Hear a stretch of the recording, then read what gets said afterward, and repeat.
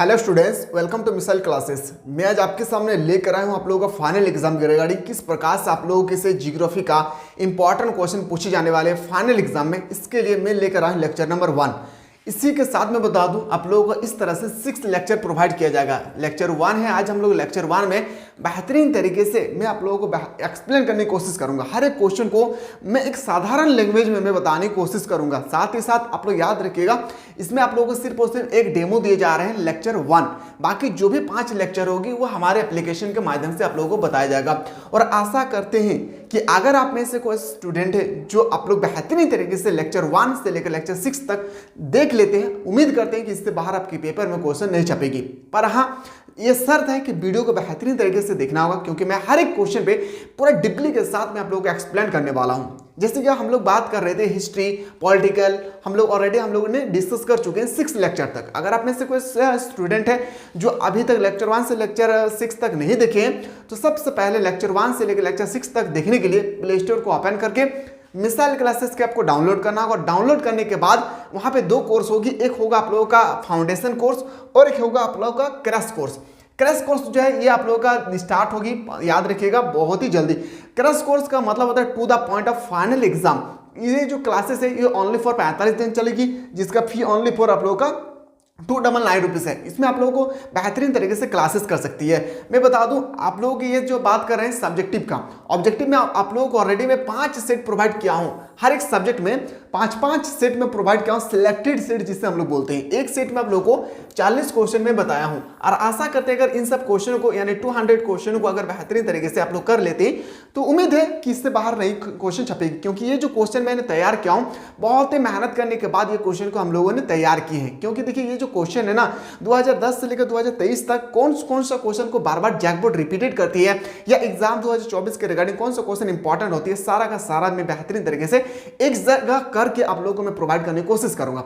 आप में से कोई स्टूडेंट जो एप्लीकेशन का माध्यम से पढ़ रहे हैं तो याद रखिएगा, जैसे ही क्लास एंड होगी, क्लास एंड होने के बाद आप लोगों को पीडीएफ जस्ट आप लोगों को अपलोड कर दिया जाएगा। तो पीडीएफ के माध्यम से आप लोग अपनी कॉपी पे लिखकर बेहतरीन तरीके से स्टडी कर सकते हैं।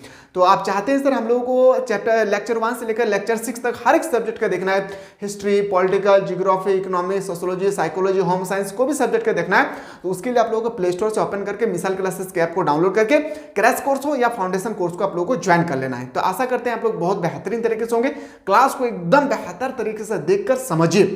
रट्टा लगाने का समय आपके पास नहीं रहा, आप समझने की कोशिश कीजिए, ठीक है। और मैप से रिलेटेड भी कैसे क्वेश्चन आएंगे मैं वो भी आप लोगों को बताने की कोशिश करूंगा। तो मैप से रिलेटेड आपके पेपर में 5 मार्क्स का क्वेश्चन छपेगा। कितने मार्क्स का? 5 मार्क्स का। मैं एक सेपरेट सा क्लास लेके आऊंगा, याद रखिएगा, जहां पे आप लोगों को 5 मार्क्स का आप लोगों को बताऊंगा। क्या याद रखिएगा, वो हम लोग का पूरा मैप से रिलेटेड, मानचित्र से रिलेटेड। चलिए पहला क्वेश्चन पे आते हैं। सर हम लोगों का पहला क्वेश्चन है निश्चयवाद से आप क्या समझते हैं। देखिए निश्चयवाद है, इससे आप लोगों को क्या समझ में आता है। देखिए इसमें आप लोगों का 3 टाइप का क्वेश्चन करने वाले, एक very short question and long question. तीनों क्वेश्चन को मेरे प्यारे बेहतरीन तरीके से समझने की कोशिश करिए। देखिए न्यो निश्चयवाद किससे कहते हैं, भूमंडलीकरण किससे कहते हैं, ये सब क्वेश्चन जो है ना हर साल कॉमन बनती है। तो समझिए, कह रहा है कि प्रकृति ने मानव को विकास के भरपूर अवसर प्रदान किए हैं। प्रकृति का मतलब जो चीज हम लोग आसपास वगैरह सब कुछ देख रहे हैं, ये हमारे प्रकृति है। प्रकृति ने मानव को विकास करने के लिए, मानव को डेवलप करने के लिए बहुत सारा अवसर प्रदान किए हैं।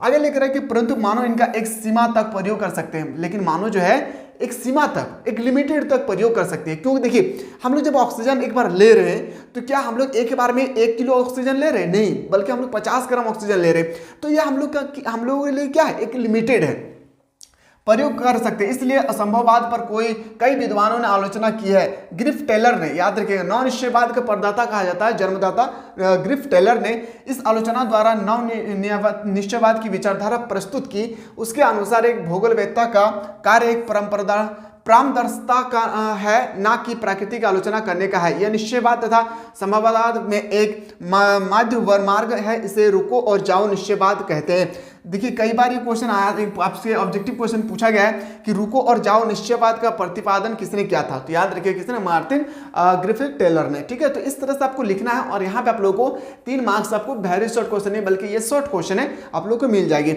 और ऑब्जेक्टिव का मैंने सारा क्लास आप लोगों को ऑलरेडी मैं प्रोवाइड कर चुका हूँ, जाके आप लोग एप्लीकेशन पे देख सकते सकते हैं। हर एक सब्जेक्ट को मैं 5 सेट प्रोवाइड किया हूँ, ठीक है, विद पीडीएफ के साथ। जनसंख्या वृद्धि को परिभाषित करें, किस तरह से हमारी जनसंख्या है, पॉपुलेशन वो किस तरह से इंक्रीजिंग हो रही है, इसके बारे में विस्तार पूर्वक हम लोगों को बताना है। समझिए, जनसंख्या वितरण के प्रतिरूप को विश्लेषित करने वाले माप को जनसंख्या का घनत्व कहते हैं। जनसंख्या घनत्व का कई बार आपसे एग्जाम में फॉर्मूला भी पूछे जाएंगे, तो अभी हम लोग वो भी डिस्कस करने वाले हैं।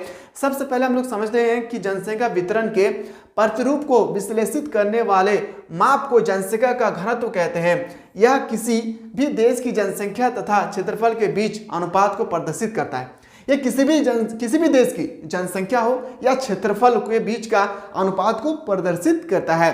अंगनितीय जनसंख्या घनत्व कुल जनसंख्या को कुल क्षेत्रफल से विभाजित करके प्राप्त करते हैं। यह जनसंख्या के सकेंद्री की मात्रा को समझने में सरल तरीका अपनाता है। देखिए मेरे बात को समझिए, जनसंख्या घनत्व जो है ना, जनसंख्या डेंसिटी हम लोग कैसे निकालते हैं, तो देखिए यहाँ पे हम लोग मान लेते हैं कि जितना भी हम लोगों का एरिया है, क्षेत्रफल क्या है, क्षेत्रफल, कुल क्षेत्रफल, याद रखें कुल क्षेत्रफल। अब ऊपर में लिखेंगे सर कुल जनसंख्या, इससे हम लोगों को क्या पता चलेगा, कुल जनसंख्या। ये जो मैं फॉर्मूला बता रहा हूँ ना, ये फॉर्मूला आप लोगों का किसका है, तो बताएंगे जनसंख्या घनत्व का। कई बार एग्जाम में क्वेश्चन पूछा गया है कि जनसंख्या घनत्व का फॉर्मूला क्या होता है, तो कुल जनसंख्या बटा कुल क्षेत्रफल। आपको इस बात को याद रखना है, ठीक है। बाकी आप लोगों से जनसंख्या वृद्धि के बारे में अगर आपसे क्वेश्चन पूछेगी तो आप लोग इस तरह से नोट डाउन करना है।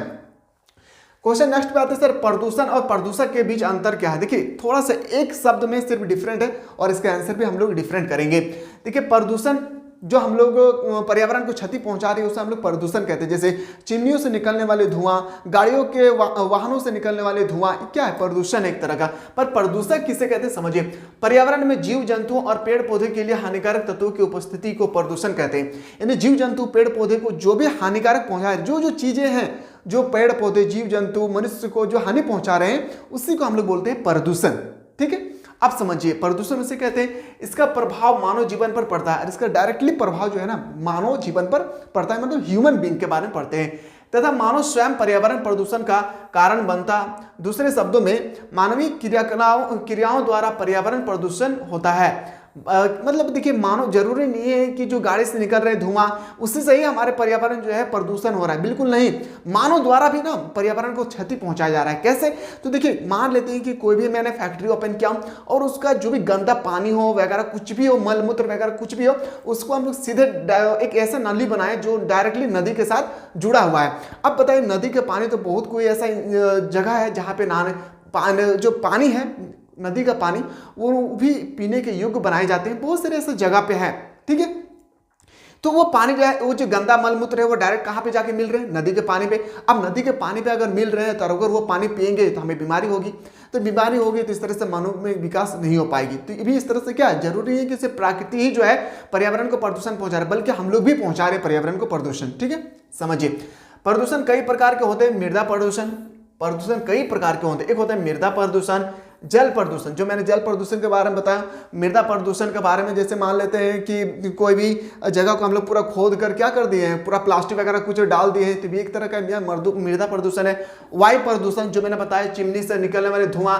ध्वनि प्रदूषण, ध्वनि प्रदूषण जैसे लाउड स्पीकर बजाना तथा विकिरणी द्वारा प्रदूषण होता है। तो इस तरह से प्रदूषण के बारे में आपको डिफरेंस से आपको बेहतरीन तरीके से आपको एग्जाम में लिखना है। अब मतलब प्रदूषक क्या है, परितंत्र में विद्यमान प्राकृतिक संतुलन में ह्रास और प्रदूषण उत्पन्न करने वाली ऊर्जा या पदार्थ के किसी भी रूप को प्रदूषण कहा जाता है। जैसे ये गैस से तरल ठोस के रूप में होता है, ये गैस तरल और ठोस के रूप में होते हैं, ठीक है।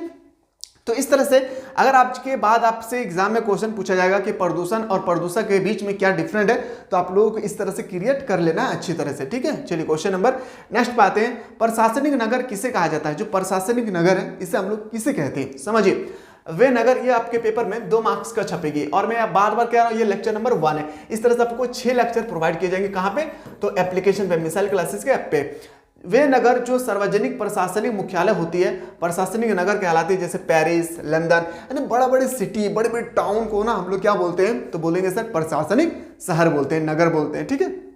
तृतीय क्रियाकलाप क्या है, मेरे बात को समझिए। प्रथम क्रियाकलाप, द्वितीय क्रियाकलाप, तृतीय क्रियाकलाप और चतुर्थ क्रियाकलाप। मैंने चारों क्रियाकलाप को आप लोगों को सिलेबस के माध्यम से मैं बेहतरीन तरीके से आप लोगों को कवर करवाया था। सारा का सारा, चारों का चारों, प्राथमिक क्रियाकलाप, द्वितीय क्रियाकलाप, तृतीय क्रियाकलाप और चतुर्थ क्रियाकलाप को बेहतरीन तरीके से आप लोगों को देखकर याद कर लेना है, चाहे वो ऑब्जेक्टिव के रूप में हो या सब्जेक्टिव के रूप में हो। खैर हम लोग बात कर रहे थे तृतीय क्रियाकलाप। अमूर्त सेवाओं से संबंधित क्रियाकलापों को तृतीय क्रियाकलाप के अंतर्गत शामिल किया जाता है। जैसे सेवा का वह गतिविधि है जिसमें किसी भी वस्तु का उत्पादन नहीं होता है, इसके अंतर्गत शिक्षा, स्वास्थ्य, इसमें मतलब हम लोग बताइए शिक्षा से कोई उत्पादन होगा नहीं, स्वास्थ्य से कोई भी हम लोग सामान को प्रोडक्शन कर सकते हैं नहीं, तो इससे कोई भी सामान का उत्पादन नहीं होगा, इसमें सिर्फ और सिर्फ सेवा होगा। व्यापार परिवहन को सम्मिलित किया जाता है। कई बार जो है ना क्वेश्चन एग्जाम में छपा है अभी तक कि जो व्यापार है वो किस क्रियाकलाप के अंतर्गत आते हैं, प्रथम द्वितीय तृतीय या चतुर्थ, तो बताएंगे सर तृतीय क्रियाकलाप के अंतर्गत है। तृतीय क्रियाकलाप के कौन कौन अंतर्गत आते हैं, तो बताएंगे शिक्षा, स्वास्थ्य, जिसका हम लोग सेवा करते हैं, बस आपको याद रखना है। प्रथम क्रियाकलाप में कौन आएगा, तो हो गया सर कृषि, क्या होगी कृषि। दूसरी क्रियाकलाप में क्या आएगा, विनिर्माण, क्या होगा विनिर्माण। ये सब ना अपनी कॉपी पेपर पर आप लोग नोट डाउन कर लीजिए, ठीक है, ये बहुत ही इंपॉर्टेंट है आपके एग्जाम के रिगार्डिंग। लौह खनिज तथा अलोह खनिज में क्या डिफरेंट है, बहुत इंपॉर्टेंट क्वेश्चन है और हर बार ये जो है ना क्वेश्चन जो है पूछे जाते हैं कि लौह खनिज और अलोह खनिज में क्या डिफरेंट है। समझिए कहा गया है कि लौह खनिज, सबसे पहले हम लोग देखते हैं किसके बारे में, लौह खनिज के बारे में बेहतरीन तरीके से हम लोग समझते हैं पहले लौह खनिज के बारे में। देखिए वे खनिज जिसमें लोह का अंश होता है, बस याद रखिए लौह खनिज का मतलब जिसमें लोहा होगी उसमें हम लोग लौह खनिज बोलते हैं, जिसमें लोहा नहीं होगी उसको हम लोग अलोह खनिज बोलते हैं, बस आपको इतना याद रखना है। लेकिन हाँ आपको डिफरेंट तो क्रिएट करना पड़ेगा ना, तो डिफरेंट समझिए। वे खनिज जिसमें लोहा का अंश होता है इससे वर्ग में आते हैं, किस वर्ग में, लौह खनिज के वर्ग में आते हैं। इस खनिजों से इस्पात तैयार किया जाता है, इस खनिज से स्टील, लोहा, रड बनाया जाता है, छड़ बनाए जाते हैं। लोह अयस्क, मैग्नीज तथा बॉक्साइड लौह खनिज के उदाहरण है। अगर आपसे लौह खनिज का डिफरेंट पूछा जाए तो लौह खनिज का डिफरेंट आपको याद रखना होगा, जैसे हो गया मैग्नीज, बॉक्साइड, क्या है, एक तरह का लौह खनिज है। अगर मैं बात करूं अलोह खनिज क्या है, तो ठीक इसका आपको रिवर्स कर देना है, ऑपोजिट कर देना है। पॉइंट नंबर 1, वे खनिज जिसमें लोह का अंश नहीं होता है उसे अलोह खनिज कहते हैं। वह खनिज जिसमें लोह का अंश होता है लोह खनिज, वह खनिज जिसमें लोहा का अंश नहीं होता है अलोह खनिज, ठीक है। पॉइंट नंबर नेक्स्ट, यह दिन प्रतिदिन जीवन में बहुत उपयोगी होती है। जो दिन प्रतिदिन जो है ये लौह खनिज जो है, अलोह खनिज जो है हमारे दैनिक जीवन में काफी ज्यादा उपयोग होती है। जैसे पहला सोना, चांदी, तांबा, कोयला, तेल, नमक अलोह खनिज के उदाहरण है। लौह खनिज अगर आपके एग्जाम में इस तरह से आ जाए तो आपको इस तरह से डिफरेंशिएशन नहीं लिखना है, एक तरफ आप लोगों को लौह खनिज लिखना है और एक तरफ लिखना है आप लोगों को अलोह खनिज। जब इस तरह से लिखकर आप लोग पॉइंट टू पॉइंट देंगे ना, याद रखिए ये क्वेश्चन आपके अगर 3 मार्क्स का छपेगी तो मैं गारंटी के साथ कहता हूं तीनों क्वेश्चन अगर आपका इस तरह से सही तरीके से अगर लिखेंगे तो 3 मार्क्स आपको यहाँ पे भरपूर मार्क्स मिल जाएगी। तो लिखने का तरीका भी ना एग्जामिनर चेक करते हैं। आशा करते हैं इन सब क्वेश्चनों को बेहतरीन तरीके से आप लोग करेंगे ना। एक बार जोर से आप लोग कमेंट सेक्शन में दबा करके कमेंट करें कि सर जो चीज आप बता रहे हैं हम लोग को समझ में आ रहा है, और एग्जाम में अगर इस तरह से क्वेश्चन आए तो हम लोग छप्पर छोड़ के एकदम लिखेंगे, ठीक है। चलिए क्वेश्चन नंबर नेक्स्ट पे आते हैं। ये मैं बार बार बोल रहा हूँ सेट नंबर 1 डिस्कस कर रहा हूँ। सेट 1 से लेकर 6 तक देखने के लिए आप लोग को एप्लीकेशन ज्वाइन करना होगा। चक्रवात क्या है मैं बता दूं, चक्रवात थोड़ा सा मैं पिक्चर दिखाना चाहता हूं कि ऑलरेडी चक्रवात किससे कहते हैं। देखिए चक्रवात जो है ना, एक हवा का भी चक्रवात हो सकता है, जल का भी चक्रवात हो सकता है। चक्रवात 2 टाइप का होता है। साइक्लोन जो है ना, how many type of 2 type of cyclone. Cyclone 2 तरह का होता है, एक होता है जल चक्रवात, एक होता है वायु चक्रवात। ये जो मैं दिखा रहा हूँ ये जल चक्रवात है। देखिए आप कहीं बड़े बड़े समुद्र देखे होंगे या मैं मान के चल रहा हूँ आप नदी देखे होंगे, ठीक है। तो नदी गए होंगे तो देखिएगा पानी को घुमा घुमा के क्या होता है, घुमा घुमा के एक ऐसा जगह आती है जहां पानी को पूरा का पूरा अंदर खींच ले जाते हैं। इस तरह से आप लोग देखे होंगे ना, एक बार देखिए है ना। अगर आप में से कोई स्टूडेंट अगर देखे हैं तो एक बार कमेंट करिए जरूर, ठीक है, कि हम लोग चक्रवात देखें अपने आंखों से, ठीक है। ये जो है ना तालाब वगैरह में नहीं होता, बड़े बड़े नदी होना चाहिए, बड़े बड़े डैम होना चाहिए, तब जाके वहां पे आपको देखने को मिलेंगे ये सब, ठीक है। तो चक्रवात के बारे में हम लोग सबसे पहले डिस्कस करते हैं। चक्रवात 2 गोलार्ध में 30 डिग्री से 60 डिग्री अक्षांशों के बीच स्थित भूभागों में उत्पन्न होती है। उनके केंद्र में वायु दाब कम तथा बाहर की ओर अधिक होता है। वायु दाब कम होती है और वो बाहर की ओर अधिक होता है। 2 विपरीत स्वभाव वाली वायु राशियों के मिलने से उत्पन्न वाताग्रह के सहारे उनका निर्माण होता है। जब ये दीर्घकार होते हैं तो इन्हें द्रोणी कहते हैं। ये जो बड़ा हो जाता है साइक्लोन, अगर मान लीजिए साइक्लोन हो रहा है, ये छोटा सा साइक्लोन है, अगर इस तरह से अगर बड़ा सा साइक्लोन बनता जाए बनता जाए बनता जाए, इस तरह से अगर बनते रहेंगे ना बड़ा सा साइक्लोन, तो इसको हम लोग द्रोणी कहते हैं। क्या कहते हैं? द्रोणी। तो साइक्लोन के बारे में आपके पेपर में अभी तक 2 ही मार्क्स का क्वेश्चन छपे हैं, तो आपको इस तरह से डिफिनेशन लिखना है। क्लास अच्छा लगे तो एक बार जरूर शेयर कीजिएगा अपने दोस्तों को। प्राकृतिक वनस्पतियों को परिभाषित करते हैं, परिभाषित कीजिए। देखिए प्राकृतिक वनस्पति, प्राकृतिक मतलब तो नेचर, भगवान का गिफ्ट गॉड गिफ्ट है। तो प्राकृतिक वनस्पति का वह अंश या भंडार जिसका विशिष्ट तकनीक, आर्थिक और सामाजिक दशाओं में उपयोग किया जाता है, प्राकृतिक वनस्पति कहलाता है। यह प्राकृतिक प्रदत्त उपहार है। यह बिल्कुल हर एक ह्यूमन बॉडी के लिए, ह्यूमन बींग के लिए, चाहे वो ह्यूमन बींग जो है अच्छा हो या बुरा, दोनों के लिए क्या है? एक लाभदायक है, जो हम लोग बोल सकते हैं प्राकृतिक वनस्पति के लिए। ठीक है, तो इस तरह से आपको डेफिनेशन लिखना है और 2 मार्क्स आपको अपने झोली पे डाल लेना है। इस तरह से मैं सारा का सारा क्वेश्चन करवाने की कोशिश करूंगा, बस पैसेज बनाकर रखिए। समुद्र जल की लवणता को परिभाषित करिए। समुद्र जल में समुद्र का पानी खारा होती है, ऐसा क्यों? ये आपसे यहाँ पे पूछे गए बेहतरीन तरीके से, समझिए क्यों होता है। लवणता महासागरीय जल का एक महत्वपूर्ण गुण है। अपने आप में क्या खासियत है? देखिए अपने आप में, जैसे मेरे पढ़ाने का एक अपने आप में क्या है? एक टैलेंट है। आपको दौड़ने में क्या है? टैलेंट है। ठीक इसी तरह से ना जो समुद्र का पानी होती है उसके अपने आप में एक क्या है? खासियत है। क्या कि समुद्र का जल जो है एक महत्वपूर्ण गुण है। उसका एक गुण है क्या कि सामान्यतः जल के भार एवं उसमें घुले पदार्थ के भार के अनुपात को लवणता कहते हैं। इसको कहते हैं, समझिए इस डिफिनेशन को बेहतरीन तरीके से। समुद्र जल के भार एवं उसमें घुले पदार्थ के भार के अनुपात को लवणता कहते हैं। दूसरे शब्दों में हम कह सकते हैं, इस तरह से तो डिफिनेशन लिखना है। दूसरे शब्दों में हम कह सकते हैं कि 1 किलोग्राम समुद्र जल में घुले हुए ठोस पदार्थ का कुल मात्रा को भी लवणता कहते हैं। याद रखिएगा, ये डिफिनेशन भी आप लोगों को याद रखना है। कौन सा डिफिनेशन? Second definition. लेकिन ये क्वेश्चन आपके पेपर में 2 ही मार्क्स का आएगा। दोनों ही अगर डिफिनेशन बेहतरीन तरीके से लिखते हैं तो एग्जामिनर और हैप्पी हो जाएंगे आप लोगों को, तो आपको 2 मार्क्स यहाँ पे मिल जाएगी। 1 किलोग्राम यानी 1 केजी, 1 किलोग्राम समुद्र जल में घुले हुए ठोस पदार्थ की कुल मात्रा को भी हम लोग लवणता कहते हैं। ठीक है, चलिए अगला प्रश्न पे आते हैं सर। सूचना प्रौद्योगिकी से आप क्या समझते हैं? सूचना प्रौद्योगिकी से क्या समझते हैं? समझिए, सूचना प्रौद्योगिकी का अर्थ है संचार। संचार जैसे इंटरनेट हो गया है, रेडियो हो गया, ये क्या है? एक संचार है। टेलीग्राम हो गया है, अभी जैसे जितना भी सोशल मीडिया में हम लोग देख रहे हैं ना, ये एक इसका जो फादर कहलाता है ना, वो संचार है। समझिए, सूचना प्रौद्योगिकी का अर्थ है संचार के ऐसे तकनीक व वैज्ञानिक तंत्र का विकास जो सूचनाओं, ज्ञान, शिक्षा, अन्य साधन आम लोगों तक सरलता से पहुंचा सकती है। यानी चाहे वो सूचना हो, शिक्षा हो या ज्ञान हो, जब भी ये कोई दूसरे व्यक्ति के पास पहुंचती है या हम लोग पहुंचाने की कोशिश करते हैं, तो ये ना किसका काम होता है? तो सूचना का काम होता है। ठीक है, सूचना प्रौद्योगिकी के अंतर्गत computer, email, e commerce, networking प्रणाली आदि के अंतर्गत सूचना क्रांति का विकास शामिल है। तो इस तरह से आपको लिखना होगा सूचना प्रौद्योगिकी के बारे में। तो यहाँ पे आपको ये भी क्वेश्चन आपके पेपर में 2 मार्क्स का छपेगी। क्वेश्चन नंबर नेक्स्ट पे आते हैं। मानव भूगोल का उद्देश्य क्या है? Discuss the object of human geography. Human geography के बारे में हम लोगों को समझना है। मानव भूगोल का उद्देश्य पृथ्वी पर विभिन्न प्रदेशों में जनसंख्या, वातावरण एवं संसाधनों का अध्ययन करना है, ताकि इन साधनों का प्रयोग मानव प्रगति एवं विकास के लिए किया जा सके। वातावरण पर मानवीय क्रियाओं का क्या प्रभाव पड़ता है तथा मानव द्वारा इसमें क्या परिवर्तन होते हैं, इसका अध्ययन मानव भूगोल में किया जाता है। सभ्यता के विकास के साथ प्रकृति एवं संस्कृति वातावरण में बदलाव हो रहा है और मानव प्रकृति के माध्यम असंतुलन होने का कई कारण पर्यावरणीय असंतुलन उत्पन्न हो गया है, जिसका अध्ययन जरूरी है।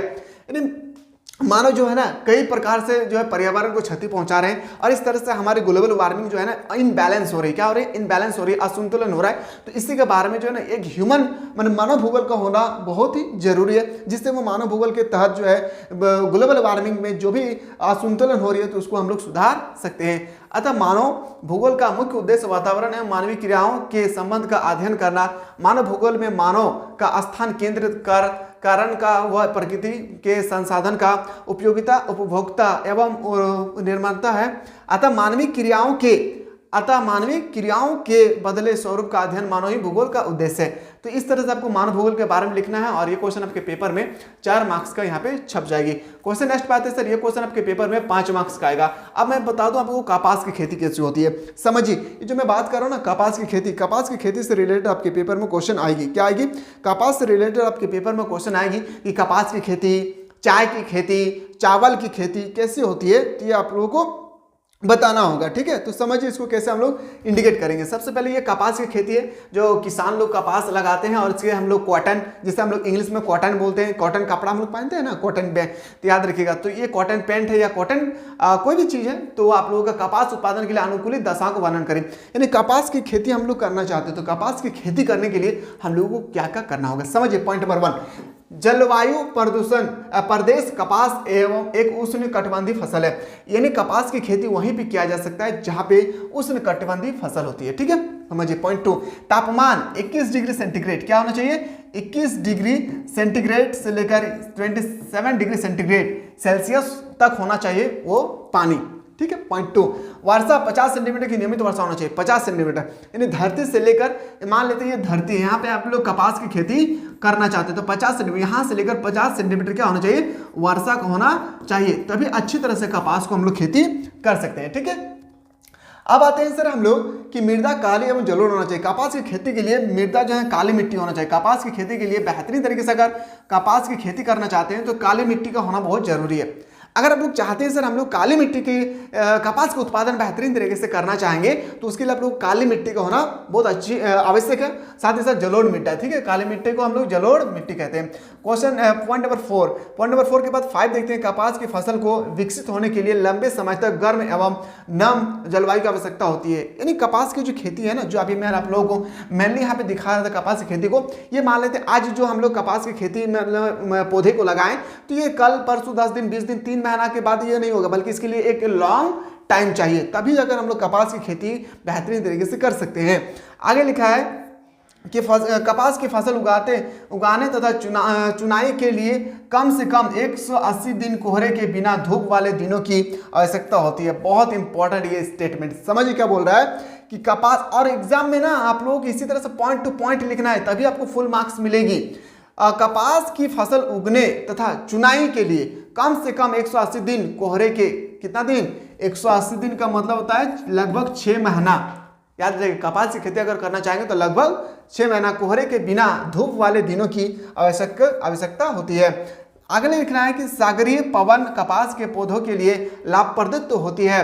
कपास के प्रमुख उत्पादक क्षेत्र उत्तर पश्चिम भारत में, जैसे पश्चिम आपका हरियाणा, पंजाब, उत्तरी राजस्थान, पश्चिम में गुजरात एवं महाराष्ट्र, दक्षिण में आंध्र प्रदेश, कर्नाटक एवं तमिलनाडु शामिल है। जब आप इतना सारा डिफिनेशन लिख लेंगे और इसके बाद अगर थोड़ा सा यहाँ पे आप लोग स्टार लगाकर, स्टार नहीं, आप लोगों को इस तरह से एरो करके जब आप थोड़ा सा पैराग्राफ की तरह अगर लिख देंगे, तो आपको यहाँ पे एग्जामिनर को लगेंगे हाँ टू द पॉइंट लिखे हैं स्टूडेंट, तो इसको 5 में से, अगर आपका हैंड रिटन बेटर होगा तो आपको 5 में से 5 मार्क्स इजीली से मिल जाएगी। ठीक है, तो इस तरह से आप लोगों को बेहतरीन तरीके से लिखना है कपास की खेती के बारे में। अभी जस्ट मैं बताऊंगा चावल की खेती कैसे करेंगे, गेहूं की खेती कैसे करेंगे, सारा चीज बताऊंगा, बस आप लोगों को प्लेटफॉर्म से जुड़े रहना होगा। गर्म परंपरागत ऊर्जा किसे कहते हैं, एक होता है ना पारंपरिक ऊर्जा, गैर परंपरागत ऊर्जा, ये सब के बारे में ना कई बार एग्जाम में क्वेश्चन पूछे जाते हैं। नवीकरणीय ऊर्जा, अनवीकरणीय ऊर्जा, आप लोगों को पता है ना नवीकरणीय ऊर्जा किसे कहते हैं, अनवीकरणीय ऊर्जा किसे कहते हैं। जब देखिए हम आपको सिंपल से बता रहा हूं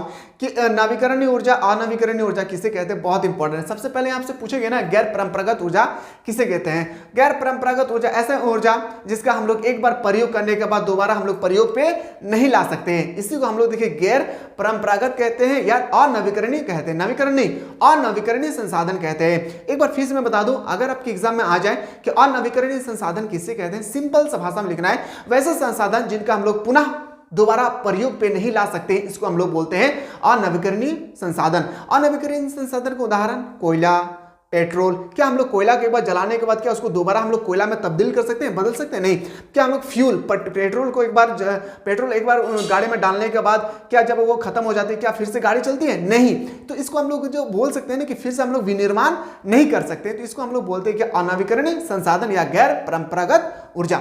अगर आज के बाद आपसे पूछेगी कि परंपरागत ऊर्जा, गैर परंपरागत ऊर्जा, नवीकरणीय संसाधन, अनवीकरणीय संसाधन, अनवीकरणीय संसाधन बताइए, नवीकरणीय संसाधन किसे कहते हैं? तो वैसे संसाधन जिनका प्रयोग हम लोग बार बार करते हैं, जैसे वायु।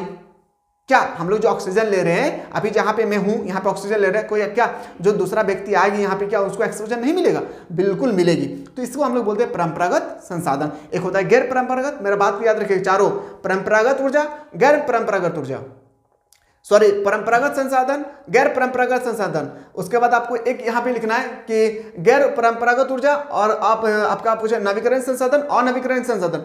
नवीकरणीय संसाधन, अनवीकरणीय संसाधन, गैर परंपरागत ऊर्जा और आपका परंपरागत ऊर्जा, चारों का डेफिनेशन आपको बेहतरीन तरीके से पता होना चाहिए, क्योंकि यहाँ से क्वेश्चन 4 मार्क्स का छपेगा आपके पेपर में। तो समझिए, ऊर्जा के दो साधन है। ऊर्जा का 2 प्रकार का हम लोग देख सकते हैं। पहले होगा परंपरागत संसाधन, जिसे हम लोग बोलते हैं जैसे कोयला, तेल, गैस, जो जल विद्युत होती है। बी नंबर में बात करूं अपारंपरिक ऊर्जा, एक होता है अपारंपरिक, एक होता है अपारंपरिक। अपारंपरिक ऊर्जा के मुख्य स्रोत सौर ऊर्जा, पवन ऊर्जा, ज्वार ऊर्जा। क्या पवन ऊर्जा, देखिए अपारंपरिक मतलब एक बार प्रयोग करने के बाद हम लोग इसको बार बार प्रयोग करेंगे। तो अपारंपरिक ऊर्जा ज्वार ऊर्जा तथा भूतापीय ऊर्जा, बायोगैस आदि। सौर ऊर्जा, पवन ऊर्जा, भूतापीय तथा ज्वारीय ऊर्जा आदि पारंपरिक ऊर्जा स्रोत का भविष्य हमारे देश के लिए उज्जवल है। अगर ये सब हम लोग बचा के रखते हैं तो हमारे भविष्य में हमारे लिए क्या होगी, उज्जवल होगी। क्या होगी, उज्जवल होगी।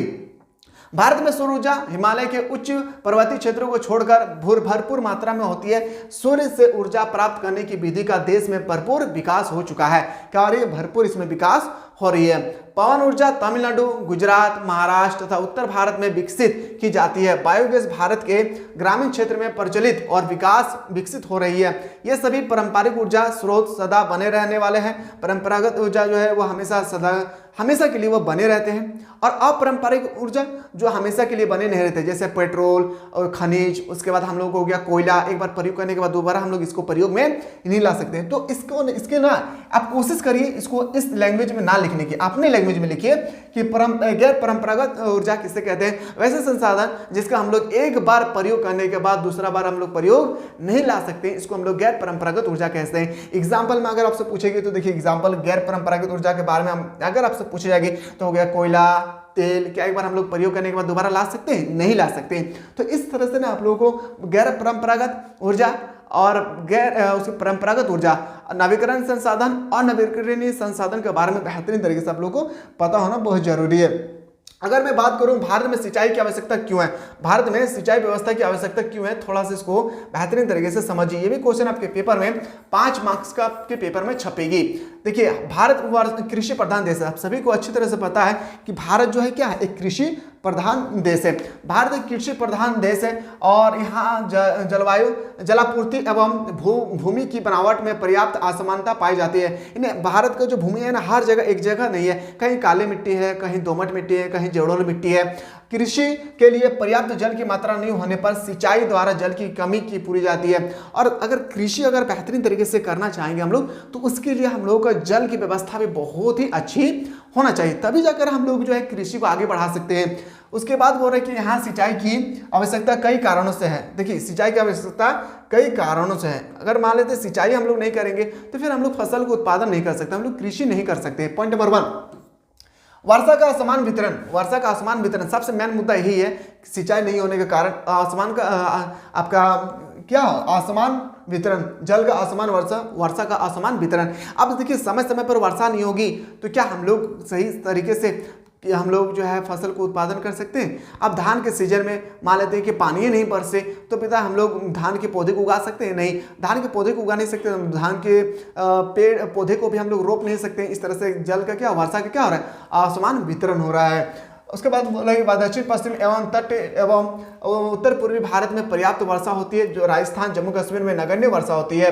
राजस्थान और जम्मू कश्मीर में बहुत ही ना के बराबर जो है वर्षा होती है। वर्षा का मौसम वितरण है।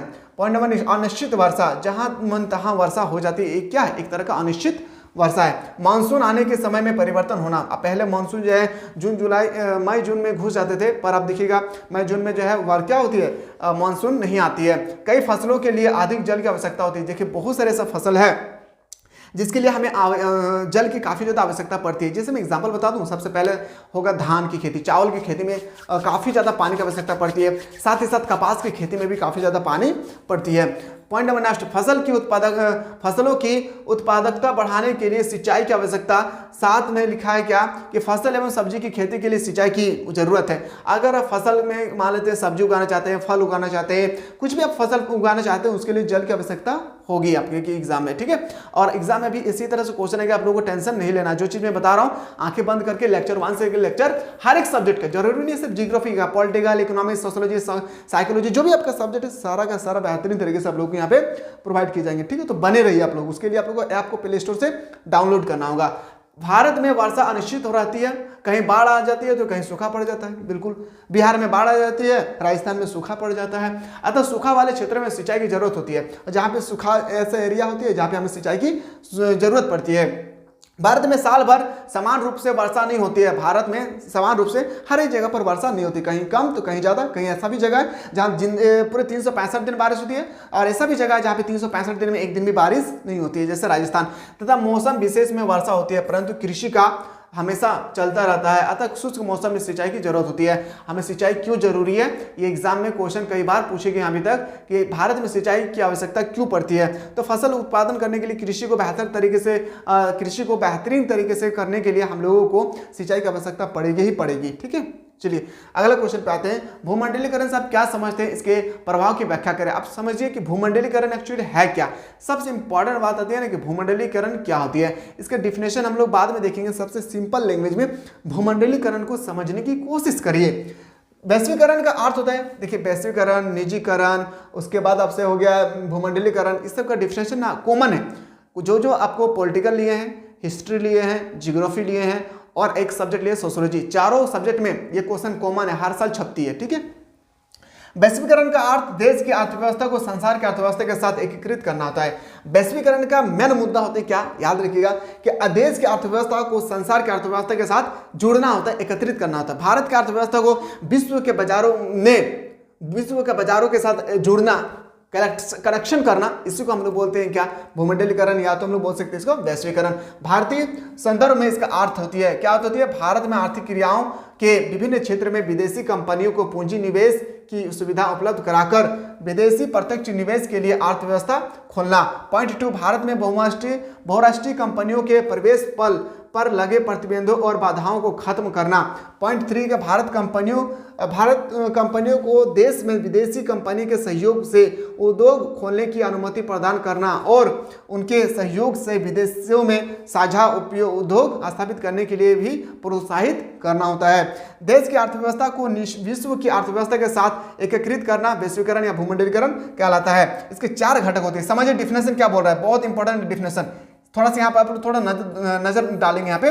देश की अर्थव्यवस्था को, भारत की अर्थव्यवस्था को विश्व की अर्थव्यवस्था के साथ जुड़ना, एकत्रित करना, इकट्ठ होना, कलेक्ट होना, इसी को हम लोग वैश्वीकरण या भूमंडलीकरण कहते हैं। ये 4 टाइप का होता है। कितने टाइप का, ये 4 टाइप का जो होती है हम लोगों को देखने को मिलते हैं। पहला पॉइंट नंबर जो 1 है हम लोगों का कि विश्व व्यापार प्रतिबंध को कम करना तथा ताकि वस्तु एवं देश में दूसरे देशों में बेरोक-टोक भेजी जाए और ला जा सकते हैं। मतलब भूमंडलीकरण का मेन मुद्दा जो होता है ना, अगर पहला पॉइंट अगर आपसे पूछा जाएगा उद्देश्य क्या होती है, तो ऐसे सामान को उत्पादन करना जो विश्व के बाजार पर हम लोग बिना रोक टोक का बेच भी सकते हैं और वहां से सामान को लाकर अपने देश में बेच सकते हैं, ठीक है। Point number 1। पॉइंट नंबर 2, देश में ऐसी दशाएं पैदा करना ताकि देशों के बीच पूंजी का निर्बाध प्रवाह हो सके। प्रौद्योगिकियों के देशों के मध्य स्वतंत्र प्रवाह की सुविधा प्रदान करना। संसार के विभिन्न देशों के बीच श्रमिकों को आने जाने पर लगे सभी प्रतिबंध हटाना। संसार के विभिन्न देशों के बीच श्रमिकों के लिए जो भी प्रतिबंध लगाए गए हैं उसको आने जाने के लिए प्रतिबंध को बिल्कुल हटा देना चाहिए। उसके बाद यहाँ पे विकासशील देश वैश्वीकरण के 4 घटकों को स्वीकृत करते हैं। जो विकासशील देश के अंतर्गत आते हैं, जो भी देश जो है विश्व का जो भी देश विकासशील देश के अंतर्गत आते हैं वो क्या होते हैं, 4 घटकों को स्वीकार करते हैं। कौन सा 4 घटक, जो मैंने आपको अभी जस्ट बताया हूँ। लेकिन विकसित देश केवल प्रथम 3 अर्थव्यवस्था, पूंजी और प्रौद्योगिकी के निर्बाध प्रवाह को ही मानते हैं। वे अपने देश में विकासशील देश के श्रमिकों के प्रवेश को स्वीकृत नहीं देना चाहते हैं। तो इस तरह से ना आप लोगों को भूमंडलीकरण हो या आप लोगों का वैश्वीकरण हो, इस तरह से आपको पूरा का पूरा डिफिनेशन जो है बेहतरीन तरीके से आप लोगों को लिखना है और आप लोगों को 5 मार्क्स यहाँ से आप लोगों को उठाकर ले जाना है। यहाँ से अगला क्वेश्चन अगर आपसे पूछा जाएगा, विश्व में चाय के उत्पादन। देखिए मैंने अभी जस्ट बताया कपास के बारे में, मैं आप लोगों को अगला वीडियो बताऊंगा कि चावल की खेती कैसे होती है, सारा चीज बताऊंगा, बस पैसेंस रखिए। यहाँ पे ये जो देख रहे हैं ना आप लोग, बेहतरीन तरीके से एक बार देखिए कितना मस्त तरीके से दिख रहा है। ये चाय की खेती है। क्या है? ये एक तरह का चाय की खेती है। चाय की खेती किस तरह से होती है, किस प्रकार का वर्षा चाहिए, किस तरह से मिट्टी चाहिए, इसके बारे में आप लोगों को यहाँ से पूछा गया है। समझिए पॉइंट नंबर 1, यह एक सदाबहार बागानवानी फसल है। बागानवानी फसल है, इसके लिए गर्म तथा आर्द्र जलवायु की आवश्यकता होती है। जब भी हम लोग चाय की खेती करेंगे उसके लिए क्या हम लोग आवश्यकता होगी, एक गर्म तथा शुष्क जलवायु की हमें आवश्यकता पड़ेगी।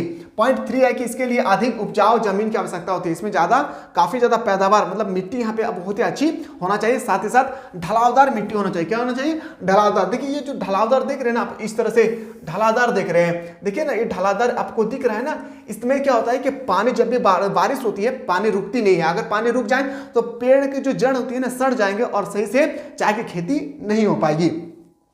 पॉइंट नंबर नेक्स्ट है कि मिट्टी की उर्वरता को बनाए रखने के लिए नाइट्रोजन खाद की आवश्यकता होती है। जैसे हम लोग मान लीजिए गोभी वगैरह कुछ भी रोपते हैं घर पे, देखिए हम लोग यूरिया DAP का प्रयोग करते हैं। ठीक इसी तरह से चाय की खेती के लिए नाइट्रोजन खादों की आवश्यकता पड़ती है।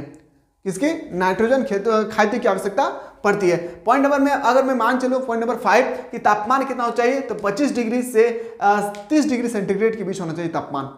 पौधे के जड़ का तापमान कितना होना चाहिए? 25 से 30 डिग्री के बीच में होना चाहिए। वर्षा काफी ज्यादा होना चाहिए, 125 सेंटीमीटर। कितना? 125 से लेकर 750 सेंटीमीटर के बीच में वर्षा होना चाहिए। चाय के पौधों की जड़ों में पानी जमना खतरनाक होता है। मैंने अभी जस्ट बताया, अगर चाय की खेती के सामने अगर कोई भी पानी जड़, इसलिए तो ढलाढाल जमीन पर बनाया जाता है ना कृषि। आप देख रहे हैं ना पूरा का पूरा, देखिए ये जो पहाड़ी इलाका होते हैं ना, खास करके वहां जो है चाय की खेती, जैसा आसाम हो गया है पहाड़ी, तो उस तरह जगह पे ना काफी ज्यादा जो चाय की खेती किए जाते हैं। मतलब वहाँ पानी, जो चाय की खेती होती है उसके पेड़ के सामने, पौधे के सामने पानी जमा नहीं होना चाहिए। चाय के पौधे की जड़ों में पानी जमा खतरनाक आता है। चाय की खेती के लिए 27 डिग्री दक्षिणी तथा 43 डिग्री उत्तरी अक्षांशों के मध्य पहाड़ी ढलानों पर की जाती है।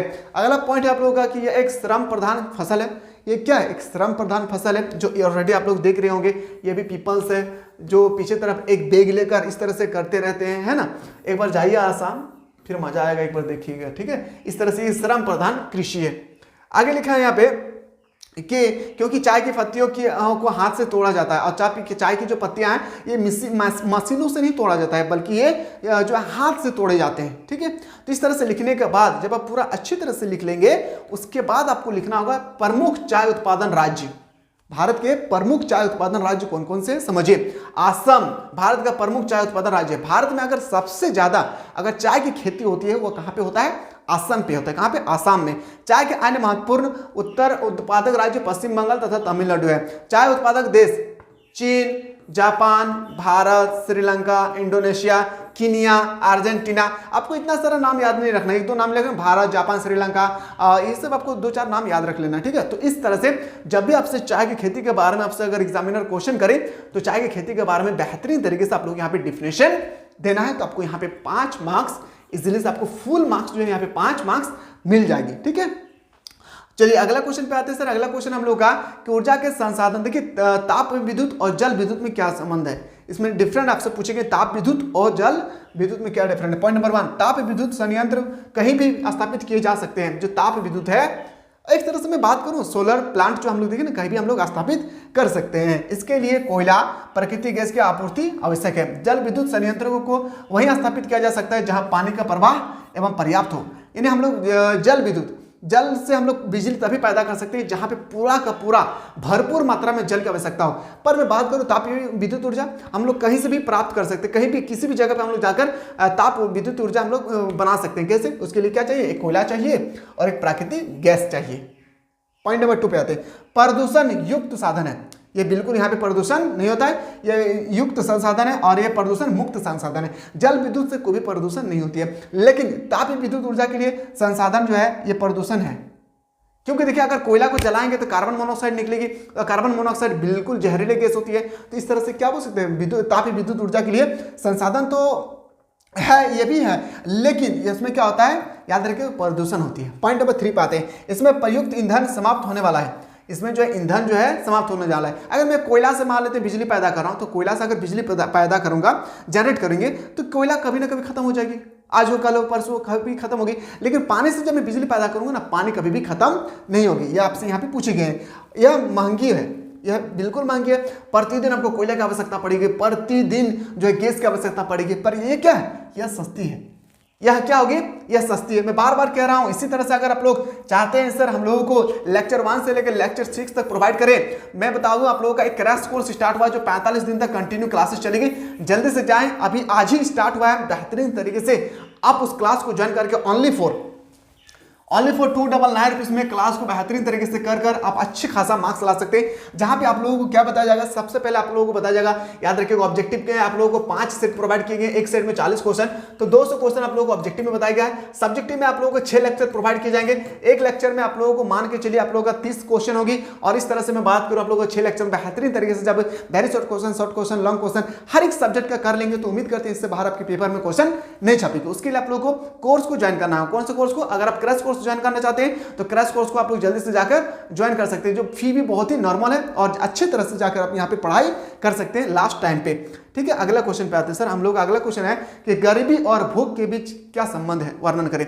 गरीबी और भूख के बीच हम लोगों से पूछे गए संबंध। तो गरीबी और भूख क्या होती है, गरीबी और भूख के बीच धनात्मक संबंध होता है, पॉजिटिव रिलेशन होता है। गरीबी लोगों की संख्या में कमी आने से भूखों के अनुपात में कमी आएगी। बिल्कुल, अगर गरीबी इंसान लोग ही ना भूखे होते हैं, क्या बिल गेट्स, ध्रुव अंबानी, सचिन तेंदुलकर, क्या ये लोग गरीब है? नहीं है। तो इन लोग के पास भूख होगी? नहीं होगी। भूख उन्हीं के पास होता है जिनके पास गरीबी होती है। पॉइंट नेक्स्ट, गरीबी और भूख का सीधा संबंध निम्न आय और बेरोजगारी से है। इसका सीधा सीधा संबंध होता है, याद रखिएगा, टेढ़ा टेढ़ा संबंध नहीं, सीधा सीधा। निम्न आय, कम अर्निंग होना, और बेरोजगारी होना। इसमें रहन सहन का स्तर निम्न होता है, इसका रहन सहन एकदम लो। कभी देखिए पटरी पर सो रहे हैं, कभी रेलवे फाटक पर सो रहे हैं। पॉइंट नंबर नेक्स्ट, बेरोजगारी और अशिक्षा इसके मूल्य कारण है। बेरोजगारी और अशिक्षा, education is the best power of human being, मैंने आपको बताया था। लेकिन यहाँ पे क्या है, एजुकेशन नहीं, इस कारण से लोग क्या है, गरीबी है और गरीबी होते जाएंगे। ठीक है, क्वेश्चन नेक्स्ट है कि नगरों में जनसंख्या घनत्व लगातार बढ़ता क्यों जा रहा है। नगरों में जनसंख्या कंटिन्यू बढ़ते जा रहे हैं, इसके क्या कारण है। देखिए इसके बाद एक क्वेश्चन है, यहाँ पे आप लोगों को समझिए, ये जो क्वेश्चन है ना कि प्रदत्त संसार के मानचित्र में निम्न को दर्शाइए। जैसे आपका संसार का मानचित्र यानी आपको वर्ल्ड मैप है आपके सामने, वर्ल्ड मैप में आपको इंडिकेट करना है पनामा नहर कहाँ है, माडागास्कर कहाँ है, सुएज नहर कहाँ है, तस्मानिया कहाँ है, बंगाल के खाड़ी कहाँ है, ये सब इंडिकेट करना होगा। 5 क्वेश्चन होगी और पेपर में 5 मार्क्स आपको छपेगी। और ये मैप का क्लास जो है ना एक सेपरेट से क्लास होगी हमारे एप्लीकेशन पे। कहाँ पे होगी, क्रैश कोर्स के साथ साथ जो फाउंडेशन कोर्स को लिए है ना वहाँ भी क्लासेस होगी मैप से रिलेटेड, और आप लोगों का क्रैश कोर्स में भी दोनों जगह पे क्लासेस कंटिन्यू चलेगी। तो आप में से कोई ऐसे स्टूडेंट है जो बेहतरीन तरीके से अभी भी तैयारी करना चाहते हैं, कोर्स को ज्वाइन करने की कोशिश करें। साथ ही साथ अभी हम लोग डिस्कस कर रहे थे नगरों में जनसंख्या घनत्व तो लगातार क्यों बढ़ रही है। यानी नगरों में आज हम लोग देखें ना कि नगरों में क्या होती है, जनसंख्या काफी ज्यादा बढ़ती जा रही है। क्या होगी, जनसंख्या जो है लगातार बढ़ती जा रही है।